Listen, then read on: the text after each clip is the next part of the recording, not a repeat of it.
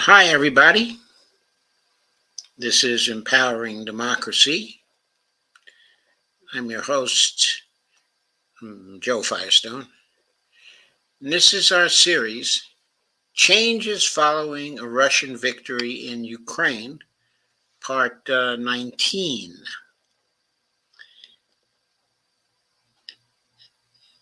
Okay, there are, of course, all kinds of military developments going on, in Ukraine right now. There is a Russian offensive that has been starting and that has been gaining appreciable ground. There are many people who've talked about how things are in a stalemate in Ukraine. That is false from my point of view. There hasn't been a stalemate with respect to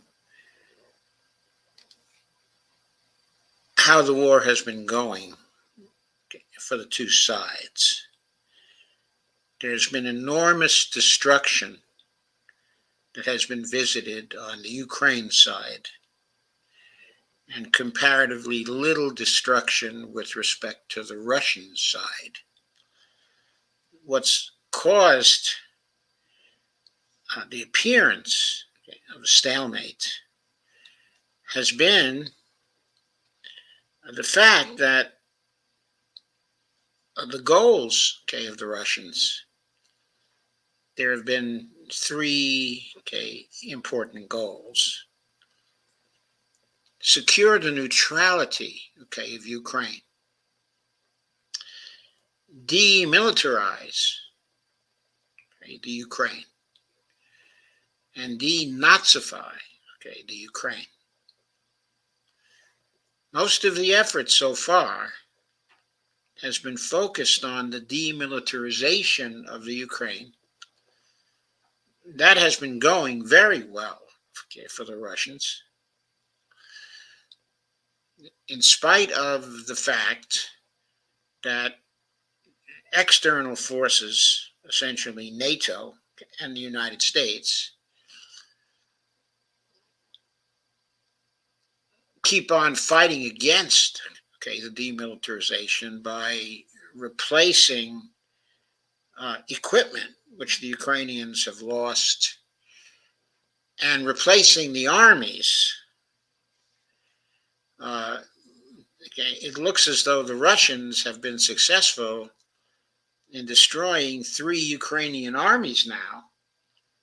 And in part, what's going on is a new process by the West to perhaps build a 4th Ukrainian army, if they get the chance to do it. But the new Russian offensive may not give them the chance to do it. Along with these developments, there have come new efforts to try to arrange a negotiation. A development that may be particularly important. By the way, I expect to be joined here soon by Dee Piers, the host of Around the World with Dee and Friends, who is just finishing up her program on Israel, which I've been a part of. But she'll be putting the finishing touches on that program, then she'll be coming here. But to go forward with what I was saying, the new thrust for negotiations in the war is coming from some of the neocons themselves. Looks like the neocon movement has now split. Basically, the two branches of it are the neocons in government who were part of the White House and who are entrenched in the State Department and in other agencies, okay, of government. Okay, and the neocons who began the neocon movement and who have been sort of shepherding it for a very long time, but who have been outside of the government, centered around the Council on Foreign Relations. And these folks have come to the conclusion, okay, apparently, that uh, the intervention by the collective West, okay, in Ukraine has been a failure. They are now recognizing that it has been a failure. Uh, that intervention, really stretching back to 2008 and before, but especially accelerating after the coup of 2014, what that intervention was about, its goals were to build a militarized force that would be able to confront the Russians, okay, and weaken Russia, and perhaps even change the regime, okay, in Russia, and prevent the Russian state from rising again as a great power. Those were the goals of that particular movement. Okay. And when the Russians basically said thus far and no further in 2022, when the West continued to ignore their warnings and drawing, okay, of red lines, and they attacked, okay, I don't think the collective West was really disappointed by that attack. They thought they had assembled a pretty good offensive force inside of Ukraine to counter the Russians, and they felt that the military conflict, supplemented by the economic sanctions, would be enough to achieve their aims, okay, in Russia, would result in a defeat of Russia, in the replacement of the regime, okay, of Putin, in particular, okay, and also the creation of a new regime, a new government inside of Russia that would be much more in accord with Western interests, and that would basically allow the exploitation of Russia, of the material wealth of Russia, by the collective West. That didn't happen. That did not happen. Not only was military success for the Ukrainians not there,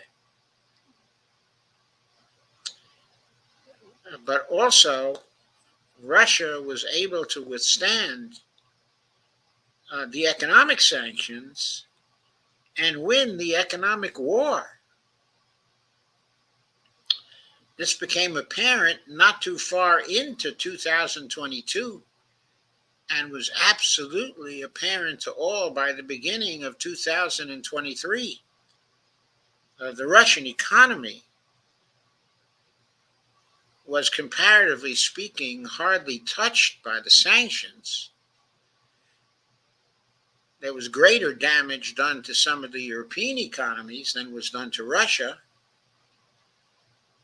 Meanwhile, with Russia reorienting its trade toward the East and strengthening alliances, okay, with Eastern nations. And here is Dee Pierce, the host of Around the World with Dee and Friends. Thank you for joining me, Dee. Well, thank you for having me. That was quite a show we had tonight, wasn't it? Oh, yes, definitely. Okay, to go on with what I was talking about the emergence of a new thrust for negotiations from one branch of the neocon movement uh, uh, in Washington. This branch, made up of people organized around the Council on Foreign Relations, had come to the conclusion that the war was a disaster, that the economic side of the war was lost fairly early, and it was clear that it was certainly lost by the end of 2022. In the military area, instead of there being a stalemate, as many people are pointing out, there may be something close to a stalemate in terms of ground that has been gained in the war. However, there isn't a stalemate with respect to the Russian goals. The Russian goal of demilitarization, okay, of Ukraine is very much advanced after destruction of the Third Army of the Ukraine. Three armies have now been largely destroyed by the Russians. The fatalities must be approaching 400,000 now. The counteroffensive of the Ukrainians has been largely stopped, and the Russians are running a counteroffensive of their own that is gaining ground in the Kharkiv area, the Kharkov area, to use the Russian way of saying things. So the economic war has been lost because the Russian economy has been rollicking along and supporting the military thrust, okay, of Russia very, very well. Its factories operating 24 hours a day, huge numbers of tanks and planes and missiles being produced all the time. Okay, while of course nothing in Ukraine like this, okay, is going on, and the capacities of the collective West have been so strained that they cannot keep up with the military capabilities of the Russians. Particularly, there's a disadvantage, okay, in artillery of 10-1 now, and the Ukrainians again are in danger of running out, okay, of artillery altogether. They're using on the average of 6,000 shells a day, and the Russians are often exceeding this by 10-1. It's just, there's no comparison in terms of that effort, okay, the artillery effort. The air defense of the Ukrainians is pretty much gone right now. They've got some missiles they're firing. They're still trying to break through on some fronts, but their counteroffensive is largely gone.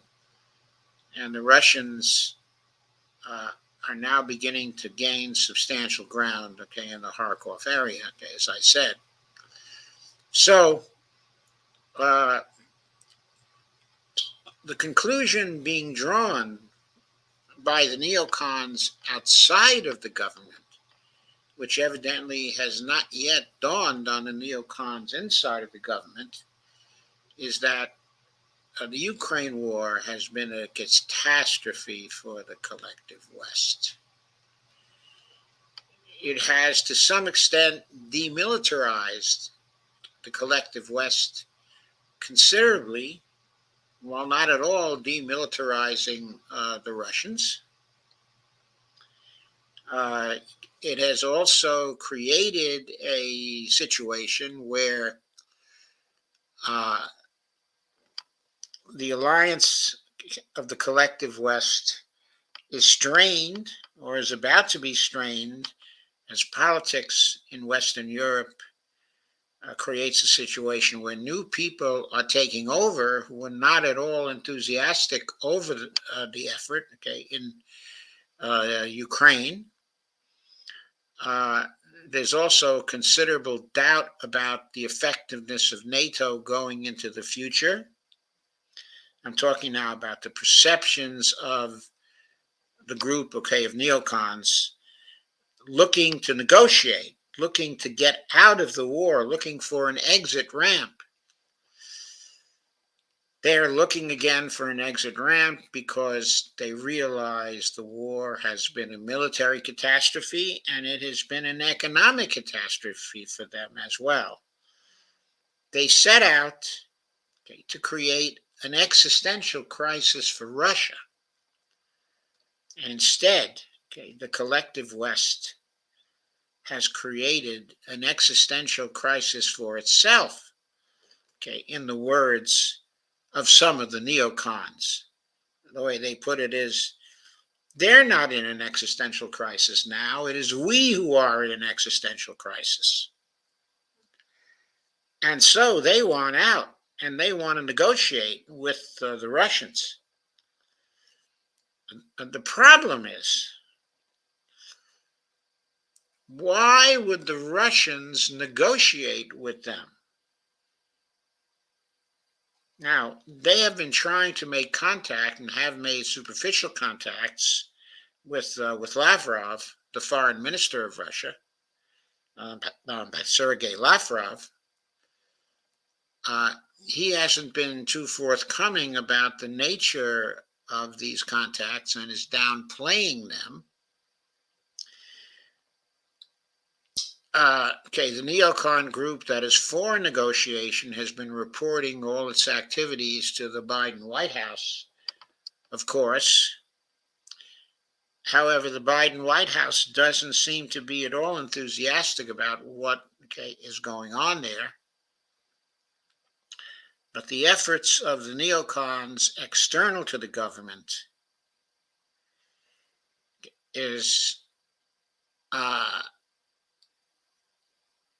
these efforts continue to accelerate. From the standpoint of the Russians, though, the issue is, what have you got to offer us? We are close to demilitarizing, Ukraine, after great efforts, on our part.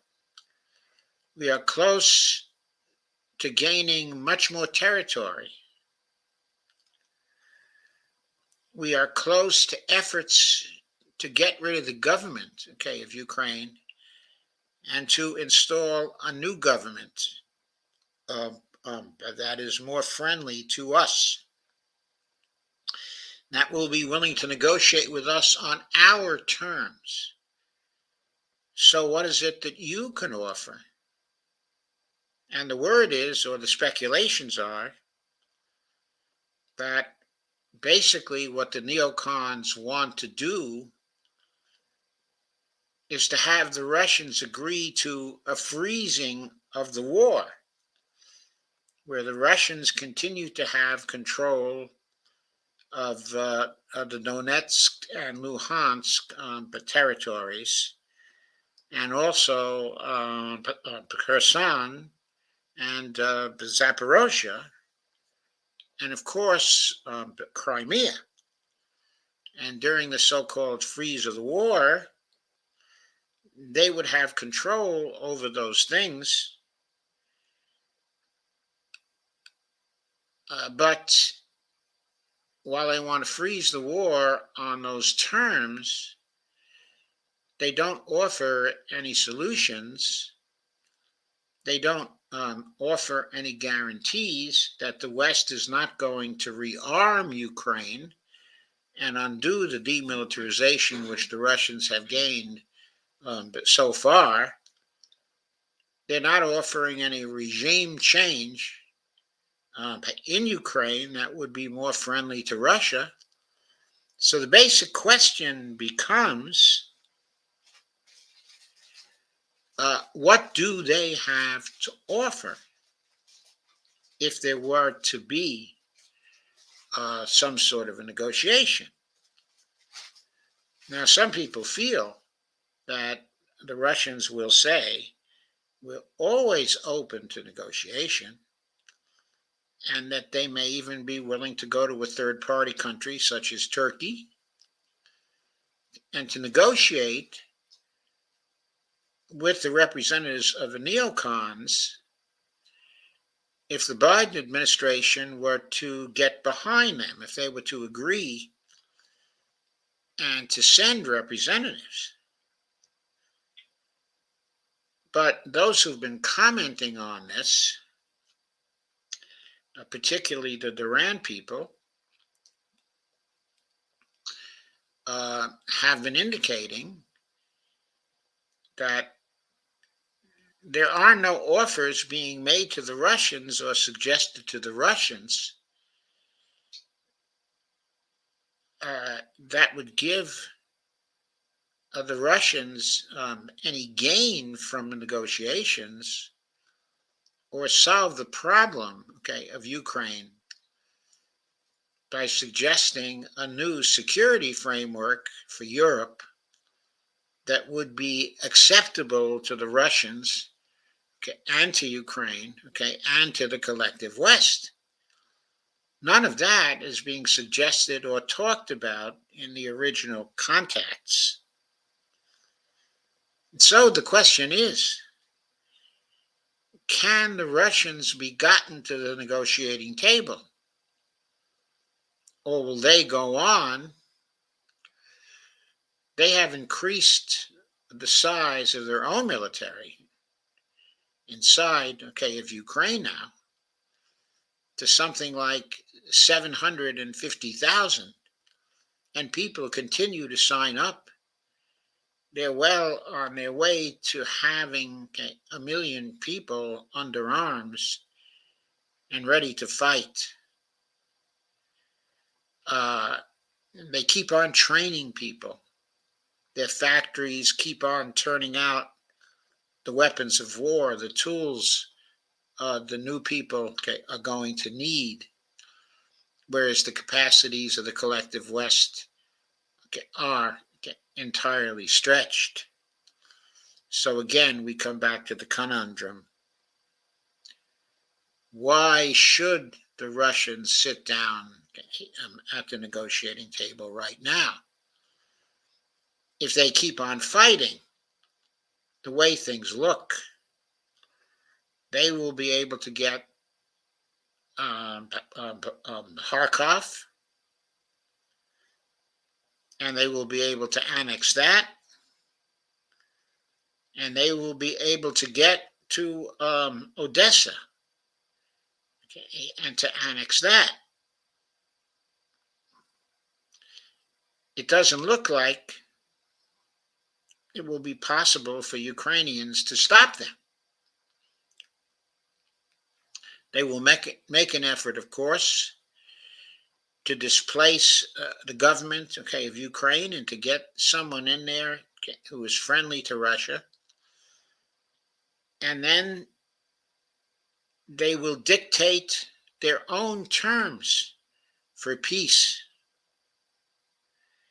And they won't have to worry about actually negotiating with the West. So at that point, how will the West actually keep the war going? With what arms? With what kind of ammunition? Yes, the West will be able to deliver planes, but pretty soon, who will they be able to deliver planes to?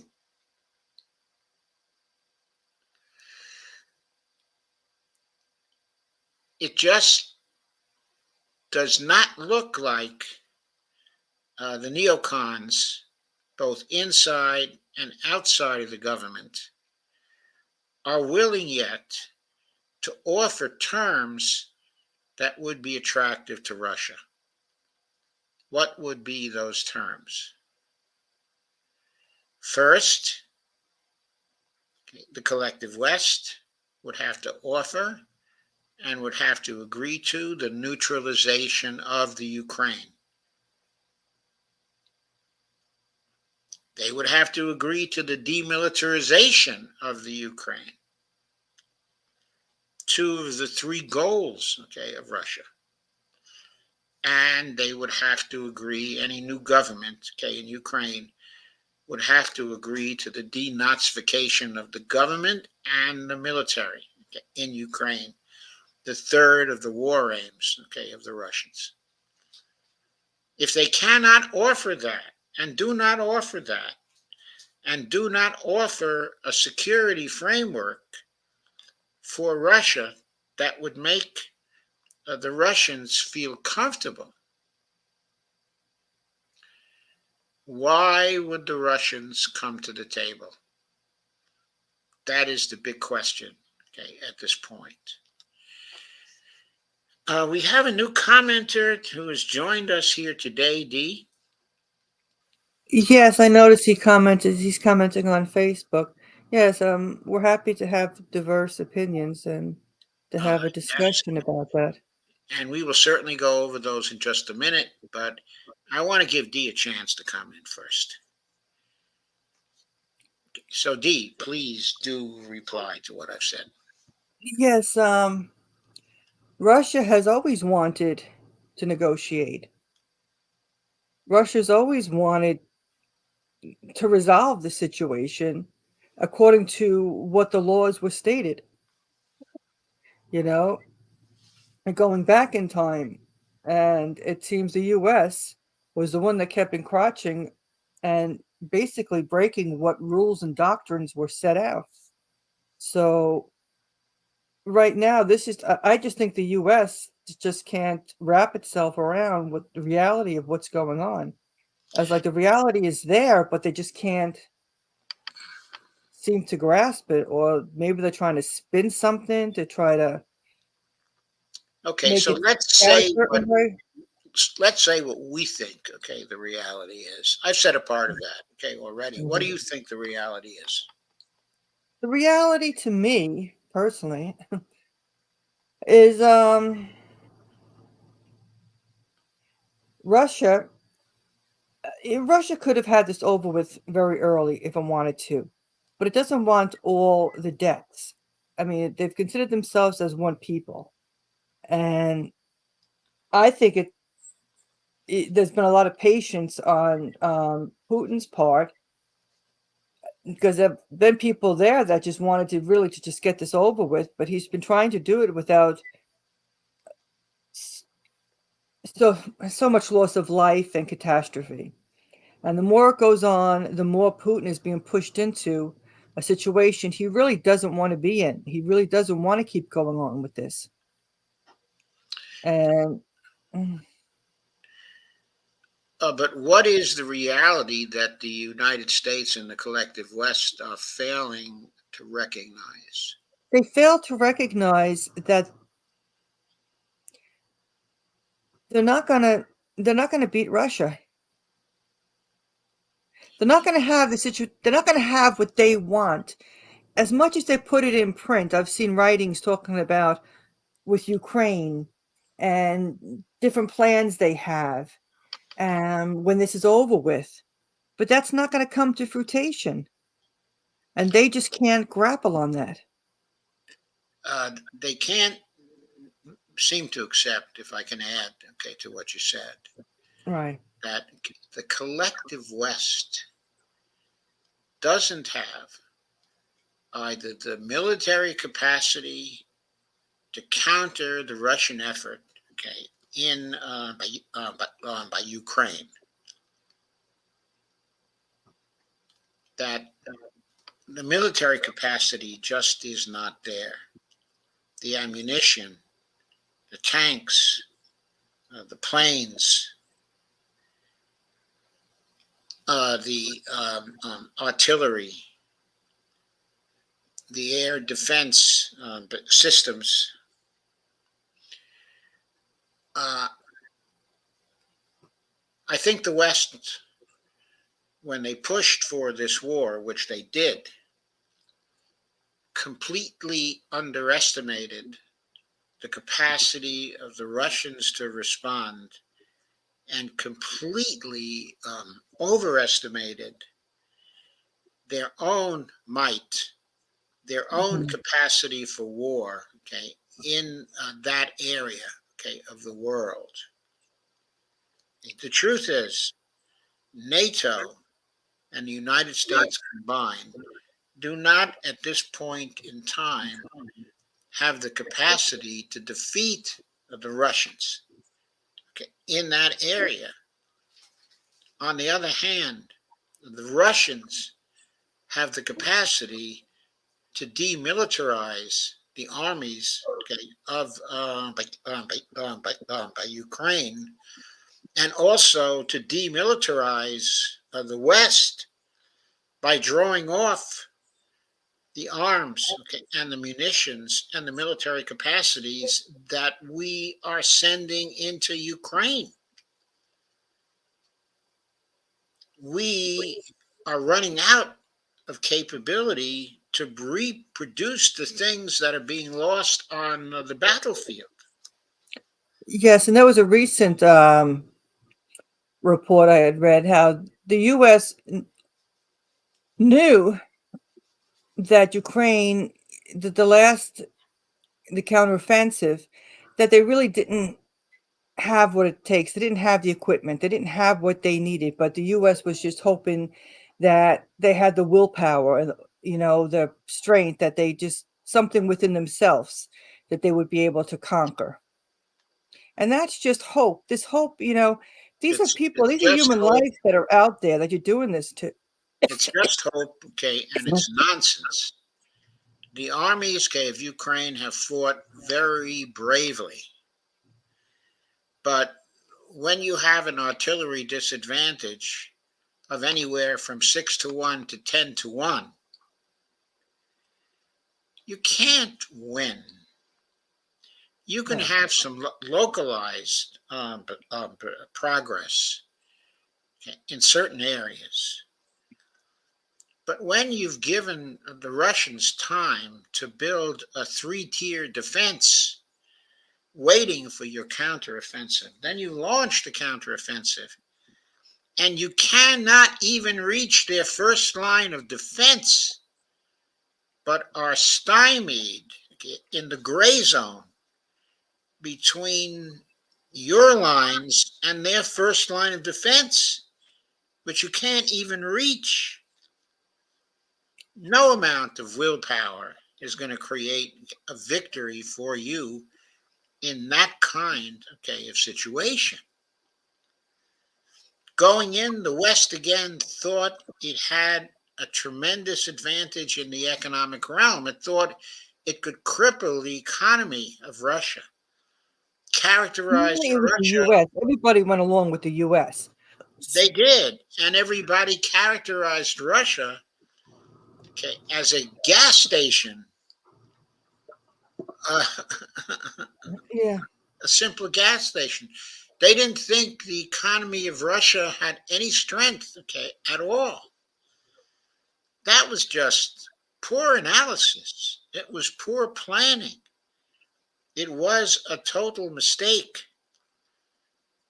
The economic war was lost fairly early on, and when that war was lost, it was almost inevitable that the military war would be lost also, because the economic strength of Russia meant that it would have the military capacity to keep fighting the war of attrition that it wanted to fight, while the war of attrition was demilitarizing Ukraine. So the West miscalculated completely about that. Those were two huge errors by the West. Hmm.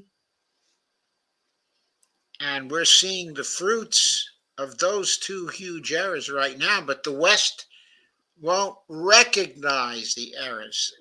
The neocons won't recognize, at least the neocons in government, as opposed to the neocons outside of government who are recognizing it, but the ones inside of government won't recognize the loss of the economic war and the loss, okay, of the military war, the impending loss, okay, of the military war. And you can look back in U.S. history, pretty much just in Washington, when they talked about different places they wanted to take over. They've always had this with Russia. They've always wanted to go into Russia. They've always wanted to go into Russia and exploit, okay, the material resources, okay, of Russia. Mhm. And we did that for a time. When the Yeltsin regime took over, okay, in Russia, okay, the Yeltsin government, we were able to send in our companies, and for a number of years, maybe 10 years, they Mhm. were able to bring the raw materials of Russia out and to trade for those on very favorable terms because Boris Yeltsin was very, very pliable. But when Putin took over, he ended that. He stopped that. Because his concern was for the people of Russia that were suffering under that system.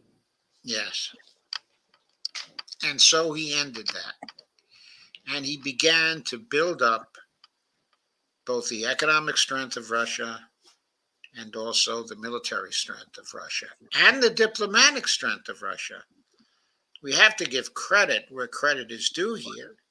Yes. Sergei Lavrov, the foreign minister, for all this period of time, has been brilliant in terms of the diplomatic end. And Putin has been brilliant too. They've both been brilliant and they've greatly strengthened their nation. And we just thought they were a gas station on steroids.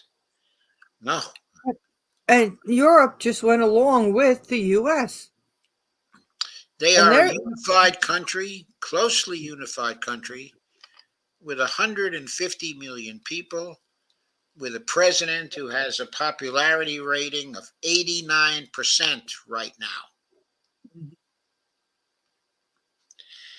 They are far more populous than any of the other European nations,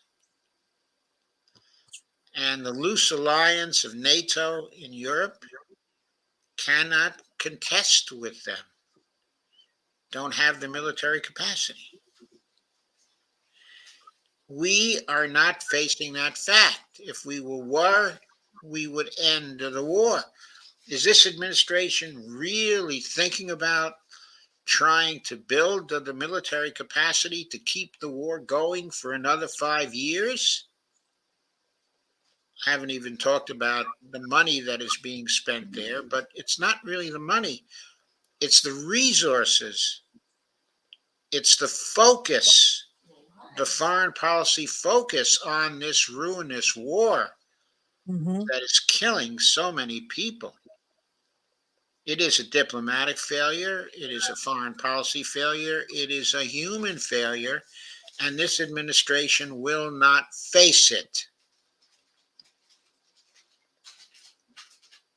And that is just, but just a crime. So let's go to Friar Steve. Friar Steve has made a blizzard of comments. Let us go through those comments.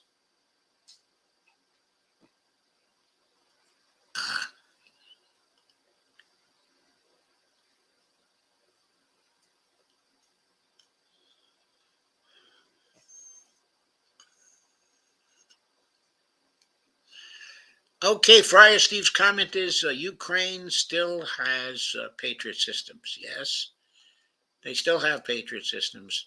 So what? Friar Steve says Russia is in standoff. They are not winning. What's your evidence for that? Okay, Friar Steve. There are 400,000 Ukrainian fatalities. There are nowhere near that amount of Russian fatalities. Maybe the Russians have 30 to 35,000. Friar Steve. Friar Steve says, so the West attacked by Ukraine? The West attacked by Ukraine, or the United States did, through a coup of the duly elected government of Ukraine in 2014. At that point, the collective West took over Ukraine and began to arm it as a weapon against the Russians. And the government of Ukraine began to attack the people of Russian culture who were citizens, of Ukraine. And Friar Steve says Putin's orc forces must leave all Ukraine. Ukraine is going to join EU. No, Ukraine is not going to join the EU. All natural resources in East will someday supply the EU. None for Putin. If they supply the EU, Friar Steve, it will only be because they've made peace, with Russia, and Russia is again trading with the EU. That may happen someday, but it is not going to happen if the EU continues to support the economic sanctions, because Putin and Russia won't trade with them unless they end the economic sanctions. Friar Steve says Putin wants to put Yanukovych back in power. That is never happening. Well, of course, that all depends on the military situation. If Putin is able to overthrow the government, in Ukraine, he'll be able to put whoever he wants back in power, and we won't be able to do anything about it. Mm-hmm. Because in the process, what is happening is the demilitarization of Ukraine. You seem to stand with warmonger Putin, says Friar Steve. You are a warmonger admirer. Steve, who's the warmonger here? Who put together the coup in 2014? Who has been in country after country moving the boundaries of NATO to the West since the 1990s? Who has been doing that? I know. Who supported the government of Ukraine when they began to shell the Russians in Donetsk and Luhansk, and continue to shell them for 8 years, killing 15,000 people in those areas, killed by the government of Ukraine and by the military of Ukraine, infested with neo-Nazis? Friar Steve says the only problem to solve is getting Putin out of Ukraine. Well, Putin did not even want to go in there to begin with. You in the United States, Friar Steve, will never solve that problem. Not even a nuclear war will solve that problem. Because you want to know something? We, as a nation, and none of the European nations, have hypersonic missiles yet. But Russia has hypersonic missiles. And we have nothing to shoot them down with. If we start, a nuclear war, the Russians will win it with their hypersonic missiles. Starting such a war on our part would be insane. Putin is not going to start one. He's already said he won't start one unless we start it first. For reasons I've outlined in this broadcast, we cannot win a conventional war in Europe with Russia. The collective West doesn't have the capacity to do that. The war in Ukraine has proved that. We can't produce the ammunition needed for the artillery. We cannot produce the tanks needed. We cannot produce the planes needed. We cannot produce the missile defense that's needed. We cannot produce the missiles and drones that are needed. Russia can devastate the whole of Ukraine and is devastating the whole of Ukraine right now.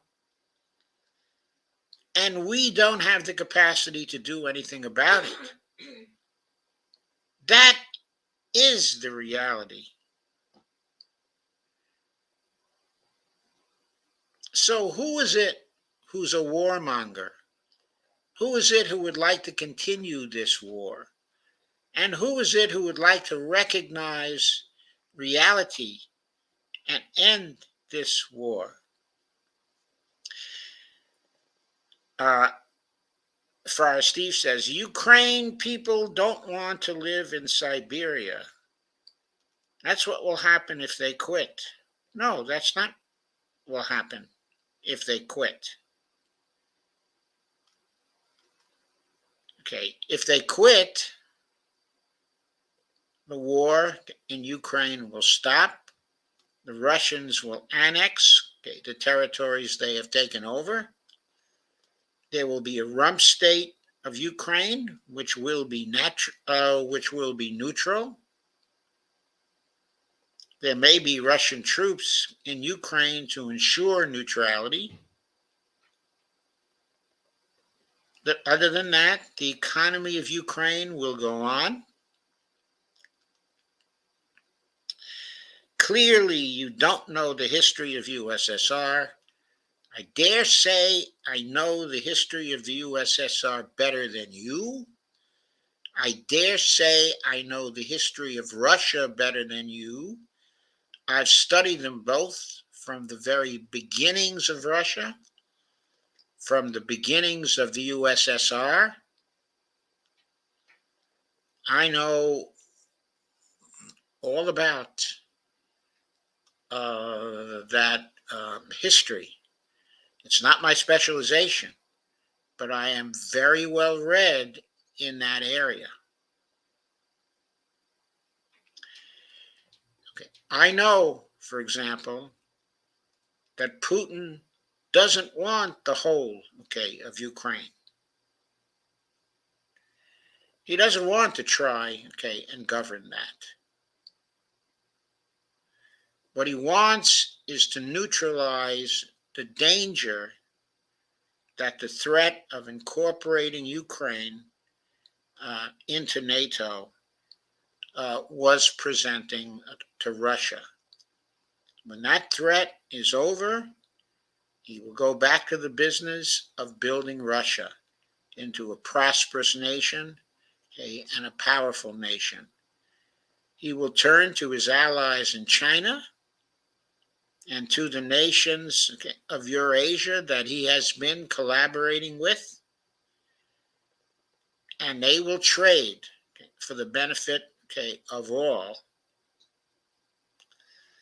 And Putin will be happy to make the Russian army smaller once again. If Yanukovych is who Putin wants back in place, I don't see the problem with that. When Yanukovych was in power, before he was displaced by the illegal coup d'état, supported by neo-Nazis, in Ukraine,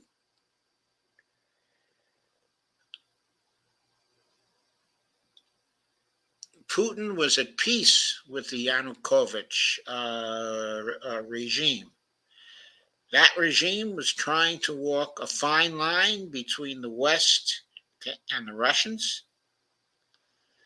and Putin was happy with that fine line. It wasn't he who overthrew the Yanukovych duly elected regime. Friar Steve says it's Putin's war. Stop your warmongering. I'm sorry. If you look at the origins of this war was caused by the United States of America and by the collective West. There is very little responsibility on Putin's part. The Minsk I and Minsk II agreements were torpedoed by the collective West. And Ukraine, after signing those agreements, refused to enforce them. Had they been enforced, they would have been peace, and there would have been no entry into Ukraine by Russians. You can call me names all you want, but facts, okay, are facts. Denazify. So President Zelensky is a Nazi? I didn't say Zelensky was a Nazi. You're silly conspiracy Kool-Aid drinking Putin stooge. Oh, God. Friar Steve says Putin violated Budapest memorandum. Putin violated Ukraine, Russia friendship agreement. Not before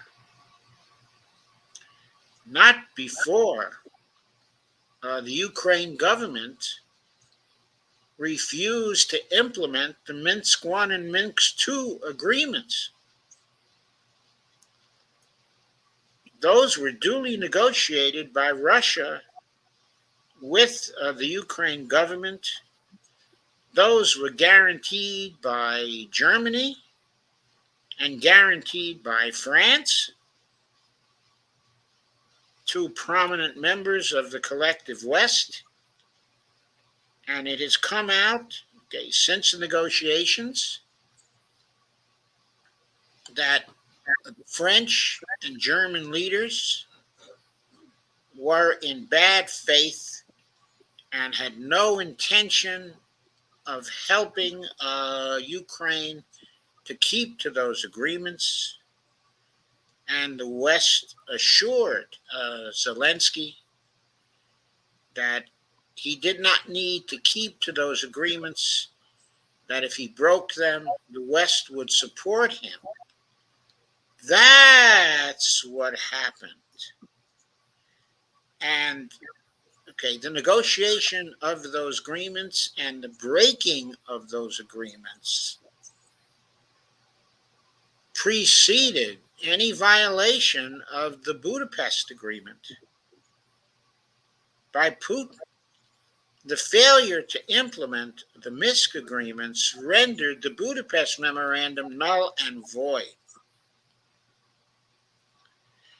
Putin launched war. Only Putin did this. No. The war was launched after the coup by the Ukraine government. It was a war on the Russian citizens of Ukraine, the culturally Russian citizens of Ukraine, who outlawed the use of Russian as one of the legal languages of Ukraine, prevented the teaching of Russian in school, shelled the populations of Donetsk and Luhansk. That is not Russian propaganda. That is fact. Right, and we were watching it in live history. We were seeing it on the watching news broadcast. Yes, and not only were we seeing it, but Putin refused to intervene for 8 long years, even though the Russians in Donetsk and Luhansk pleaded with him to come in. They declared their independence, and he still wouldn't recognize them for a while. He tried to implement the Minsk agreements, which would have left them a part of Ukraine. The collective West, who Poland has to stand with Ukraine, because they are next, according to Wagner Group, okay, in Belarus. Uh, very little of the Wagner Group is as yet inside, okay, of Belarus, and their role inside, okay, of Belarus, if they go there, and by the way, there are barracks there that have been built for them, but they have not gone there in force yet. But their role there was supposed to be to defend Belarus against any possible attack from Poland. There hasn't been any kind of attack from Poland, and there hasn't been an attack on Poland by the Wagner Group, nor will there be if Poland doesn't mount an attack itself, okay, in Belarus. So it's up to Poland. If it doesn't attack first, none of the Wagner Group is going to attack it.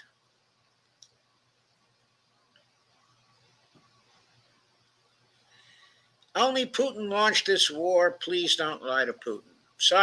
I'm sorry, Fire Steve. I don't accept your fairy tale of how this started. Fire Steve Right. says the U.S. is part of NATO. Yes, the U.S. is part of NATO. If you think that another country in Europe has the right to violate another country's sovereignty, then you are uneducated. Okay, if you think, okay, I'm uneducated, then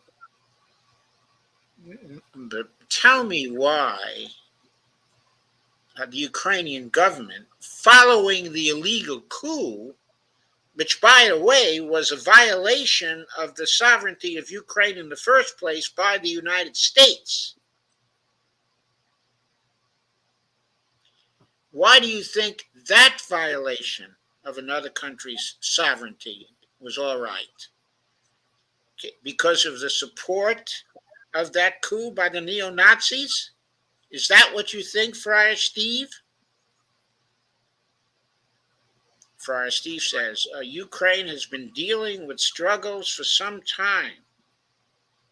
Remember, Russia annexed Crimea in 1783.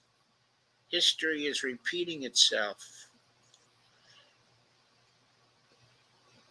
There was no Ukraine in 1783.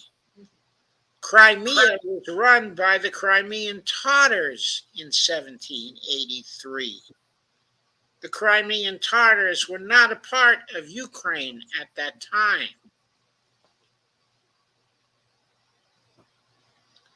History is not repeating itself. Since 1783, over a period of time, the majority of the population of Crimea became Russian. And it is 95% Russian today. It was only turned over to Ukraine by Khrushchev because his mother was a Ukrainian and he felt kindly towards Ukraine. And he wanted to give a gift to the Ukrainian Soviet Socialist Republic. He didn't think that would have any particular significance because they were part of the USSR at the time. So Crimea became a part of Ukraine by accident in 1954. Do you know that history?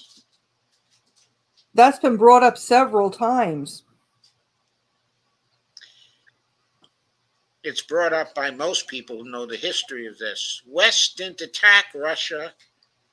You're talking nonsense. the West surrounded Russia. That is not nonsense, and put long-range missiles on the borders, okay, of Russia. Those missiles are in Poland today. They are in Romania today.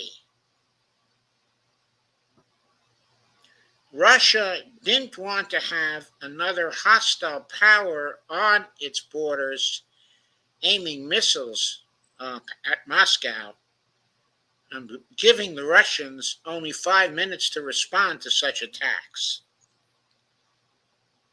This conflict started in 2014. It's not new. That's right.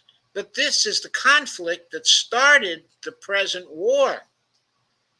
It put the Russians under pressure to intervene in Ukraine from 2014 on. It was pressure they resisted for 8 years, while culturally Russian people were being killed in Donetsk and Luhansk, and also in Odessa, where Nazis surrounded a union hall Mhm. full of culturally Russians and burned out that union hall with the people in it. And the government of Ukraine did nothing to punish the Nazis or to rein them in.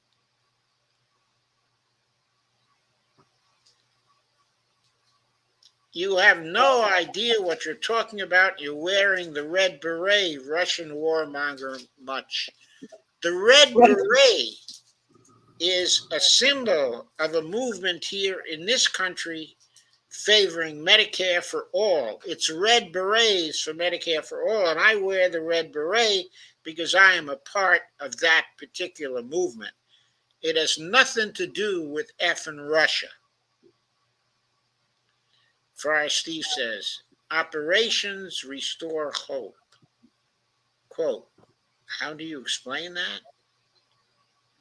I don't know what you're talking about. Operations Restore Hope. Putin is only concerned, with oligarchs. Well, actually, Putin has reined in many of the oligarchs, in Russia, and made them far less an influence in Russian governments. In contrast, the government of Ukraine has been completely turned over to its oligarchy. Anyway, no truth between the two of you. And no truth on your part, Friar Steve. You're either ignorant or deliberately lying. 89% who Putin? Laugh out loud. You drink too much Kool-Aid. Putin is killing people. Only Putin, and you can't face the truth. Play ball plenty. The lines have moved. Coup? I didn't say there was a coup in 2013. The coup was in 2014, schmuck. Putin wants natural resources of Ukraine. This is about weaponizing grain, and energy. Putin resisted attacking Ukraine for 8 years.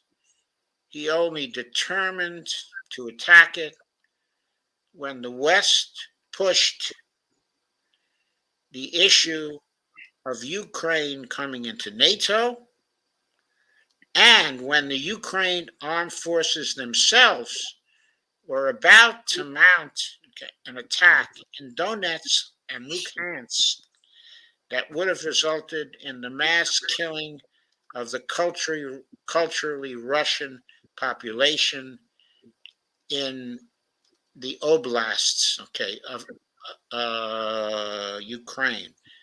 That was what motivated the intervention by Russia.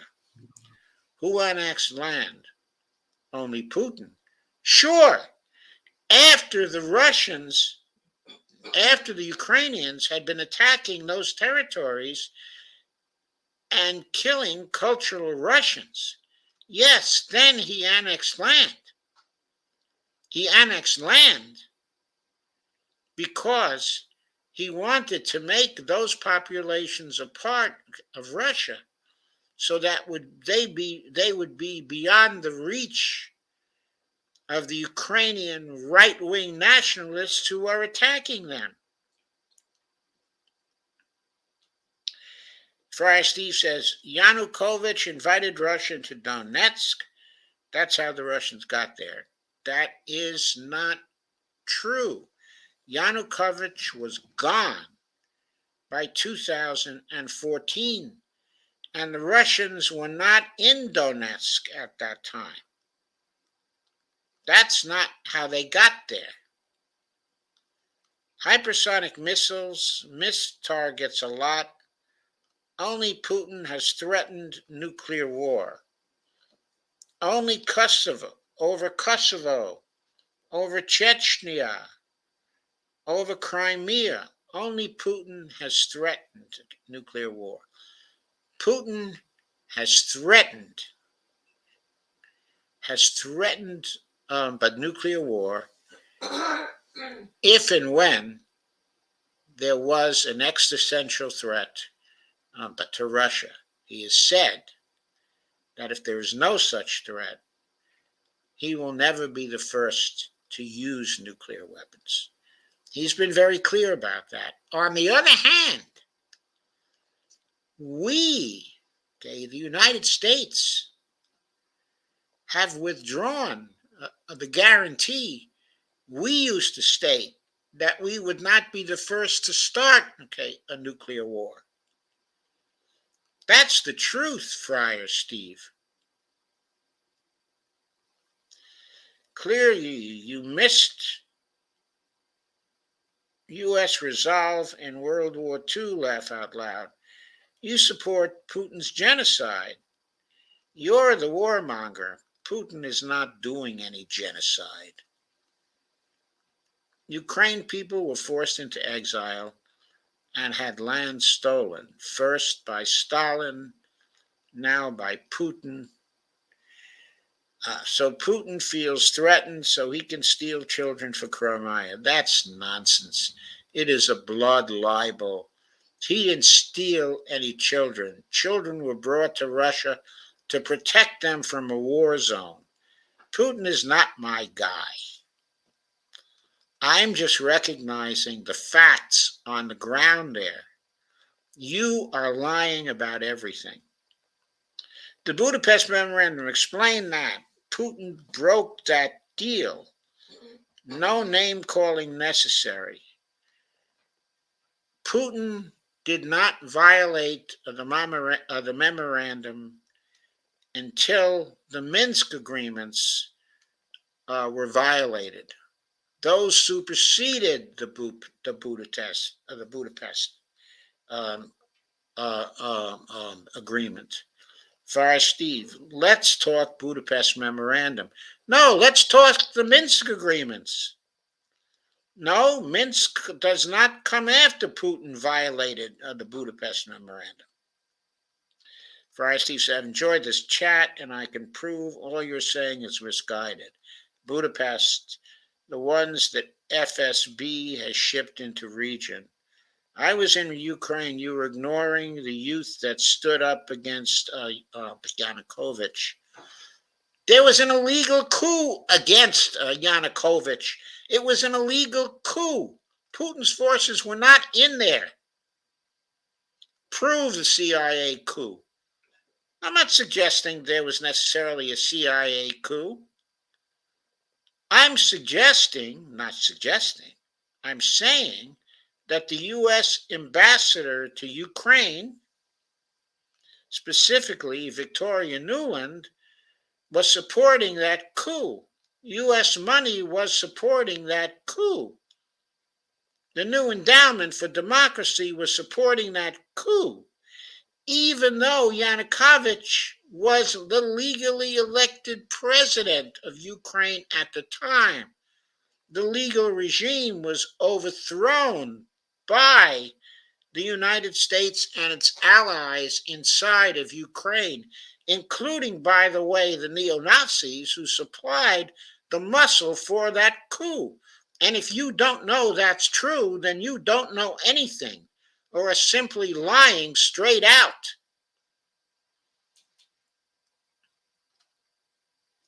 The Congress of the United States itself knew that there were neo-Nazis, okay, in Ukraine, because it incorporated that realization into U.S. laws involving aid, okay, to Ukraine. Congress approved, and I believe it was in 2015, that no U.S. money was to go to the neo-Nazis. So we officially recognized through congressional action that there were neo-Nazis in Ukraine and that they were prominent. And it is widely recognized that the neo-Nazis in Ukraine are part of the Banderite movement, the movement that killed large numbers of Jews and Poles and Russians during the Second World War. Friar Steve says, I didn't say stupid, you're smart, uneducated because you're unread. I'm unread. That Neo-Nazi is you, not Putin propaganda. It is not at all Putin propaganda. Their insignia on their uniforms, their insignia on their tanks, all visible to everybody. Pictures taken by everybody. Their celebrations on the internet of their activities killing soldiers and civilians in Donetsk and Luhansk, all part of the record. I apologize. I meant Russia annexed Crimea. Yes, after the coup. After the coup in 2014, they annexed Crimea. And since 2014, 800K have been shipped into Crimea. 800K what? You're talking about 800,000 people?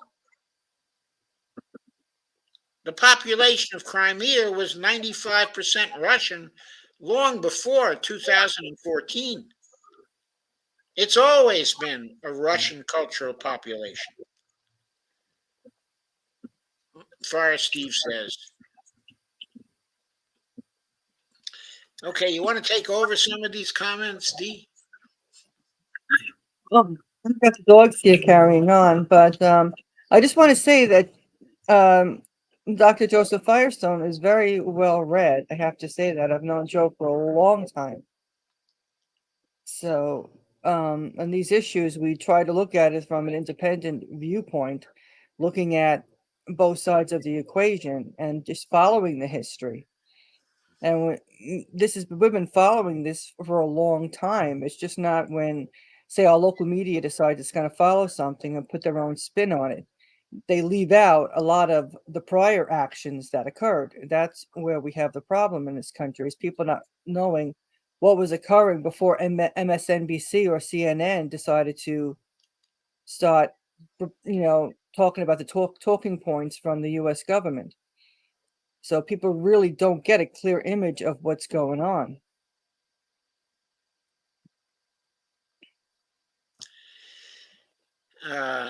Friar Steve says we have silos all over us aimed at Russia. I should tell you, Friar Steve, I'm a PhD in political science, okay, from Michigan State University. My specialization was in comparative politics and international relations. My particular specialization was in international conflict and peace research. I got my PhD back in 1965. I've been studying these developments, of course, since before 1965, since I got into college in 1955. I'm not the biggest expert when it comes to Russian affairs. But John Mearsheimer knows more about Russian affairs than I do. Scott Ritter knows more, about Russian affairs, okay, uh, than I do. But also Ray McGovern knows more about Russian affairs, okay, than I do. But I'm pretty expert at what has gone on in Russia, okay, over the years and the history of this. And I've read widely about the sequence of events from 2008 up to the present. And what I'm telling you is the God's honest truth, okay, as I know it. And I am not a warmonger for Putin, okay, or anybody else. I'm looking for peace and the quickest way to get there. Friar Steve says, I support Medicare for all as well. And we agree on something. But you ought to recognize then this red beret has nothing to do with Russia. It has to do with support for Medicare for all in this country and support, and if Medicare for all cannot be passed, it's support for single payer at the state level. Friar Steve says 2008, only 15% of population support joining NATO. 2014, only 25%. So that's not truth. 55% wanted to join the EU. I know a lot of Ukrainians wanted to join the EU, including people from the East.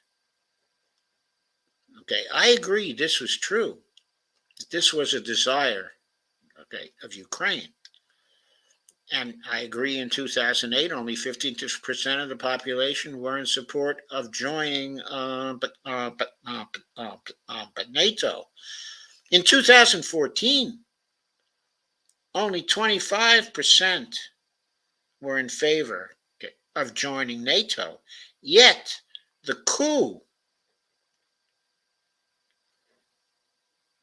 was executed by people who wanted Ukraine to join NATO.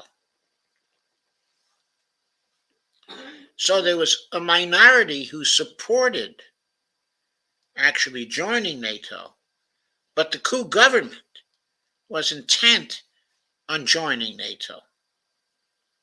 That was a failure of Ukrainian democracy, I would say, except for the fact that the coup was an illegal act. And you know very well there was a coup there. That was no election in 2014. That was a seizure of the government by forces that were hostile to Russia. Check, he threatened at least 5 times. We don't threaten a nuclear war ever. Are you crazy? Friar Steve? We have said, okay, as policy, that we will no longer observe our previous policy position that we will not be the first to start, okay, a nuclear war. We used to say that all the time. We withdrew that policy position, and in recent years have not said anything about we would start first, or whether we would start first or not start first. We've said we would reserve the right to start first. That is a threat of nuclear war, Friar Steve. Putin 100 is your guy. He says, I apologize for stooge remark. Putin is not my guy. I am for peace. I am not for surrounding Russia with hostile forces. That doesn't How have would to the do with USA Putin. react if we're surrounded? Yes. It has been the policy of the United States, okay, and NATO and the collective West to surround Russia with hostile forces. It has been the public aim of the neocons in this country to replace Putin and to break up the Russian Federation. They've been talking about that openly for years, Steve. Don't you know that? You could research it and find it because it's there. It's there. It's right out there. It's completely public. It's a follow-on from the policy positions of Zbigniew Brzezinski, as outlined in his book, The Great Chessboard, which is the Bible of the neocons since the 1990s. The party of regions is Kremlin. Yanukovych owned. No, he wasn't owned by Putin. He was trying to be neutral between the West and Putin. Indeed, he was quite friendly to the West. He just didn't want to join up. Wagner Group, Putin. Putin has been messing in Ukraine for a long time. And the United States has not been messing in Ukraine for a long time. U.S. corporations are seething to get in there. They're talking all the plans they have. How about the biological research laboratories in Ukraine, supported by the United States? After this war, a lot of evidence is going to appear about what those biological research laboratories were doing and who was supporting those biological research laboratories. Friar Steve says we have neo-Nazis as well. We do have neo-Nazis, but they are not a part of the government of the United States. Not yet, anyway. Friar Steve says, I apologize for Stu's remark. And after saying we have neo-Nazis as well. By the way, I got to end this soon. Azov came to defend from an invading army. The Azov battalion was not defending anything in 2014.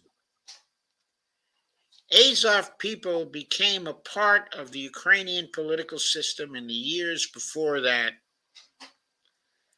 and they were the muscle behind the coup in 2014. 1783, I don't know what you're talking about now. 1783 was the conquest of Crimea by the Russians. By Catherine the Great. And by the way, thereafter, the building of Odessa by Catherine the Great and her lover. Friar Steve says, people, ethnic Russians, shipped into Crimea. When were they shipped into Crimea, Steve? Let's read some treaties. Budapest Memorandum, Ukraine-Russian Friendship Agreement. Let's read and discuss.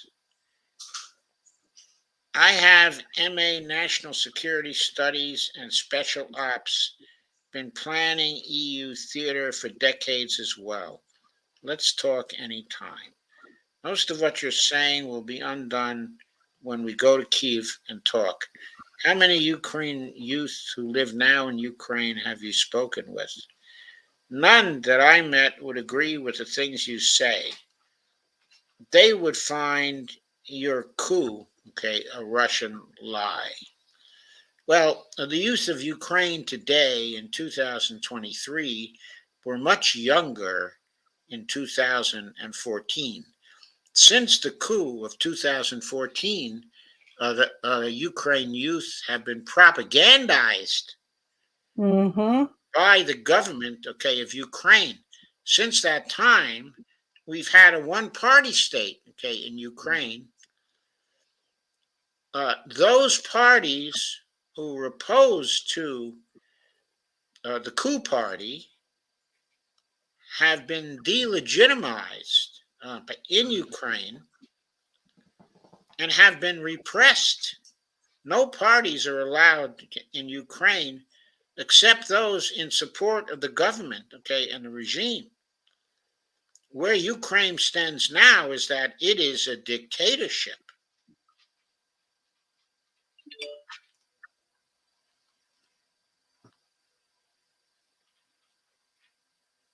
This policy thing, that's not a threat. He threatened use of nukes. He threatened use of nukes in case of an existential threat to Russia. That's what he threatened. Exactly, because I heard that. He didn't make specific threats, okay, of use. He just said, if you threaten the existence of Russia, we reserve the right to use nukes. That's what he said. But we didn't stop. We continued to move to threaten the existence, okay, of Russia. He took appropriate action. Then show me. That's not real. Please show me. Well, I don't have the quotes at my fingertips. Okay, I'm sorry, but the quotes are out there.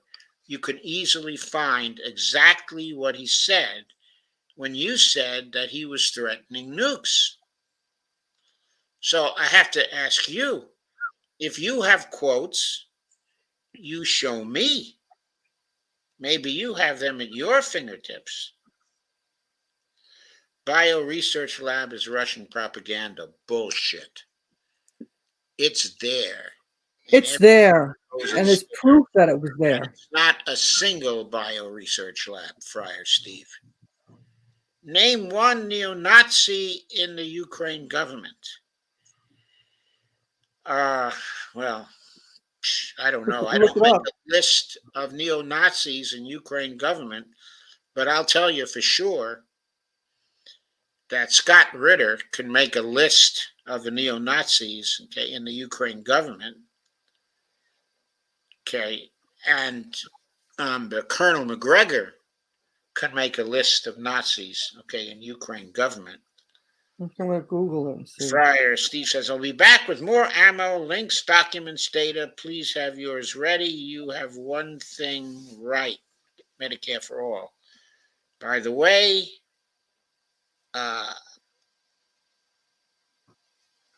was 2020 also a coup? No. No, I'm not saying 2020 was a coup. I'm saying there was a coup of the legitimate government of Ukraine in 2014 by authoritarian forces backed by the oligarchy and backed by the neo-Nazis. That's what I'm saying. And the muscle for the coup was provided by the neo-Nazis. There was a lot of CIA money involved in that, and there was a lot, okay, of the National Endowment for Democracy also involved, okay, in the coup. There was a lot of activities, okay, of the NED there in 2014. No, I will send you data. USA doesn't threaten with nukes. I have quotes. Very good. Next time, if I go look at, I might not get back here.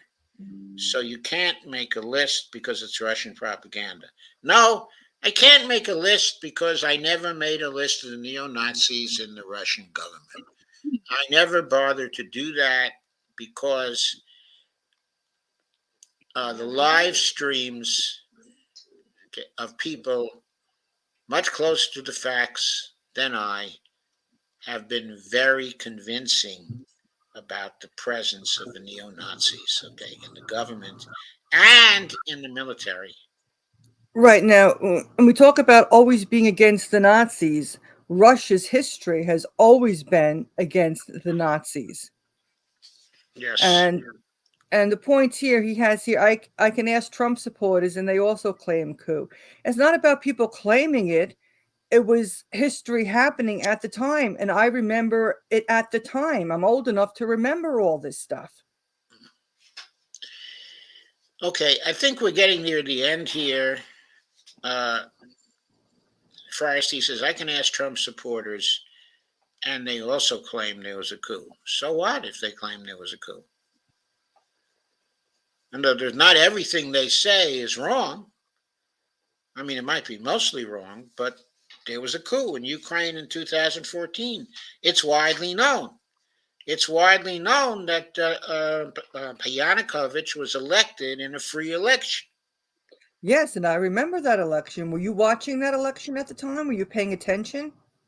And with the biolabs that went to Ukraine, I remember when Barack Obama was president, and he said he wanted to get the biolabs off the U.S. The country here in the U.S. wanted to get them off our land here, and they brought the the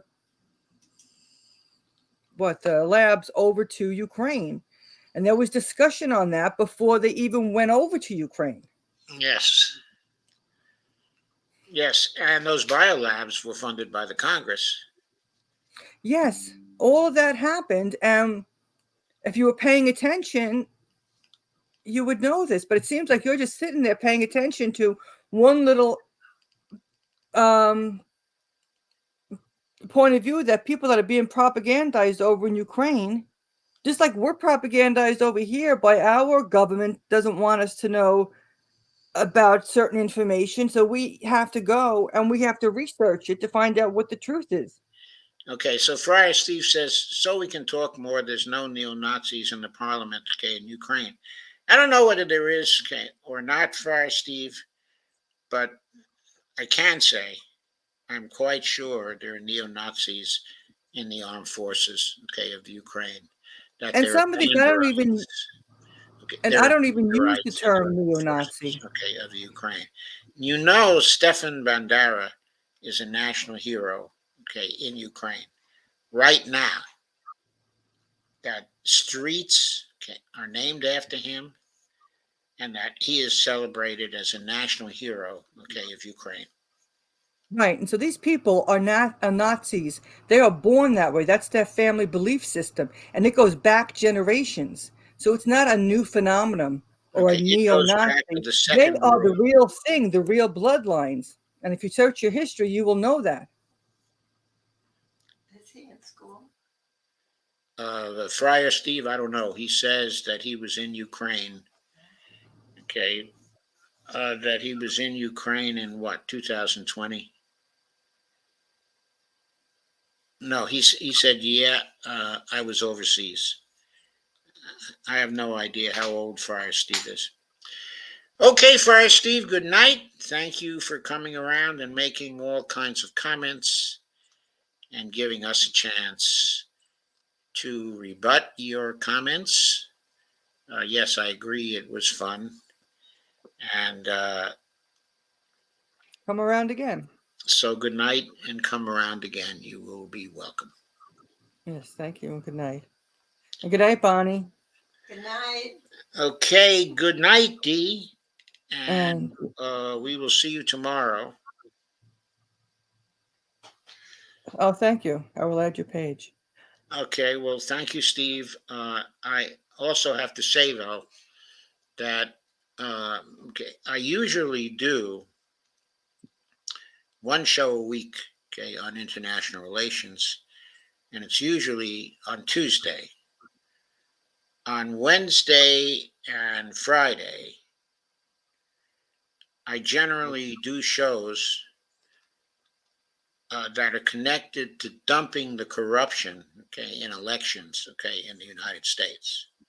My proposition, okay, that I'm defending is that all voters in the United States should vote against anybody taking big money, whether an incumbent, okay, or a candidate. Those shows are on Wednesday and Friday. On Thursday, I have a neoliberalism show. about the impacts, okay, of neoliberalism in the United States and around the world. Okay. So for the international relations shows, they are on Tuesday night. Okay, well, thank you. And So, if anybody hasn't had a chance, who's watching it, maybe hasn't responded or watches the show later, please hit the like button, subscribe, and share. We appreciate that. okay, I should comment on End Citizens United now. I would love to end it now, but we can't end it through legislation because they will block it. We can't end it through appealing to the Supreme Court because the Supreme Court, okay, is for it. We can't end it by taking over the Congress in the normal way you take over the Congress because the Congress people are bought. The only way to end Citizens United now as an effective thing is to do what I advocate for in my Dump the Corruption shows on Wednesday and Friday. So perhaps you want to come to those shows, okay, and you want to learn about what I'm saying. You might be really interested in that. So, having said that, please buy D&I coffees. I also have a Patreon page, and you can make a contribution there. And anyway, have a good night, and hopefully we'll see everybody tomorrow. Yes, and I have a show at 8 o'clock where Joe joins me around the world with Dee and friends. So we'll see you tomorrow. Okay, what we usually talk about in Around the World with Dee and friends, we talk about some Latin American issues from time to time. We talk a lot about the Israel-Palestine affairs. We are big defenders of Palestinian rights on that show. And so you might be interested in that kind of thing, okay, as well. He says, I am all ears and in full support of what you're saying. Maybe I will, but it really sucks. You mean Citizens United? Yes. Yes, it really sucks. I'm all for an amendment to the Constitution, but okay, an amendment to the Constitution, even if we had the political support to get that going, would take at least 7 years to get. And meanwhile, our government is bought every single year by the big money. So we got to stop that. And they may not have the education to handle the political stuff that's going on. Yeah. So on that note, let us say good night for now. Good night. I'm going to end the broadcast. Thank you, Dee. Thank you, Joe, and thank you, Fire Steve. Good night. Okay, Good night, Bonnie.